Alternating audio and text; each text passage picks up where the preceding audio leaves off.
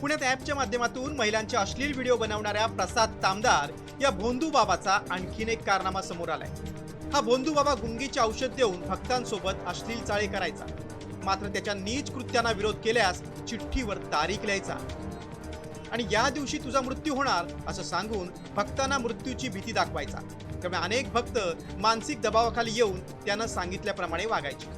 आरोपी बाबानं भक्ताला नोव्हेंबर-डिसेंबर मध्ये मोठं संकट येणार असल्याची भीती दाखवून त्याच्या मोबाईलमध्ये हिडन ॲप डाउनलोड करायला सांगितलं।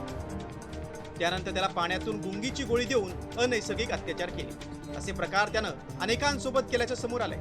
या प्रकरणी आरोपी भोंदू बाबाच्या पोलीस कोठडीत पुणे न्यायालयानं 4 दिवसांची वाढ केली। या भोंदू बाबानं पुरुषांप्रमाणेच महिला आणि लहान मुलांची फसवणूक केली असण्याची शक्यता वर्तवली जाते। तपासात या ॲपवाल्या बाबाचे आणखी कारनामे समोर येण्याची शक्यता आहे।